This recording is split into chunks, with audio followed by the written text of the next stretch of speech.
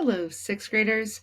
All right, we are going to have a punctuation pause for our instructional video this week where we are focusing on the M dash. So what is an M dash? An M dash is a punctuation mark that can be used to replace commas, parentheses, colons, and semicolons. And the reason it is called M dash is because as a punctuation mark, it's about the width of the letter M. So why would an M dash be used? An M dash could be used for reason number one, introducing a summary or a conclusion. Reason number two, interrupting a phrase to add some detail and give more attention to the writing than a parenthesis. And then reason number three, it can help create a really unique, authentic voice for narration or character development. And it's really more like how we talk as people. So let's look at these three reasons that somebody might use an M dash in their writing. So all of the examples that are highlighted in yellow are examples from our book, Jinxed. Our author loves using M dashes. So I wanted to show you and talk to you about them so that you can start using it as an author yourself. So the first part is introducing a conclusion or a summary. So here's an example from our book. It was gone, period. Her life's work, M dash, destroyed. So she chose this word destroyed to highlight to us and tell us as readers that her life's work had been destroyed. It's a summary of what happened.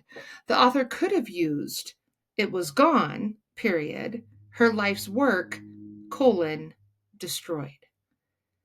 But instead, she uses that M dash. So just pausing and thinking, how does that punctuation change how you read the sentence?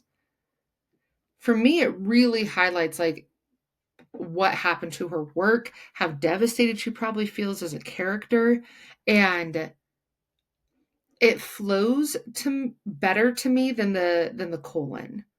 That to me is kind of like an interruption. This feels more like a flow. So let's look at use number two. All right, here's an example from our first reading. Monica Chan, M dash. I'm sorry. So use number two is interrupting the phrase to add detail. So Monica Chan, who invented the Bakus and lent her name to Manticore, now the largest tech firm in North America, M dash, had one when she was a kid. So she uses these M dashes to interrupt and tell us about Monica. It could have just been Monica Chan had one when she was a kid. And then have a sentence afterwards telling us what it was that she had. The author could have put parentheses around it, but instead she uses these M dashes. How did that impact you as a reader when it's the M dashes versus the semicolon or the parentheses? And this is a big one that to me feels is an example also of a way that we might talk as a reader, as a person, where I might interrupt myself to add that detail about Monica Chan, like, oh, you don't know her. Let me tell you about this quick little fact about her. So we can use these interruption phrases to add detail. And I think that that's a really powerful way as an author to add in detail without having to remove it and keep it separate. So that's one way that we can use it. And then there's also this last option. Use number three. This helps create a unique voice for a narrator or character. So here's our last example from our book.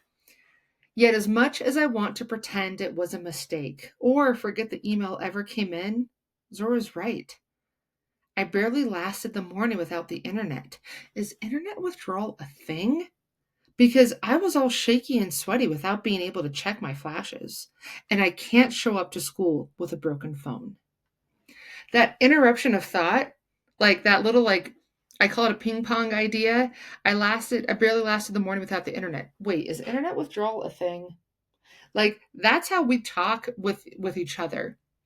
If I'm talking with Miss Britt and we're talking about yoga and we're talking about this piece, I might all of a sudden be like, wait, what kind of floor do you have in the room that you're doing yoga? Like it's just this shift in topic real quick. And that's authentic. That's how people talk. So it can be a way to add character development. Like this is a person who has ping pong ideas where their ideas change quickly. All right, let's do a little bit of practicing. You're going to answer some questions and look to create examples of using M dashes in different ways. I'm excited to see what you do.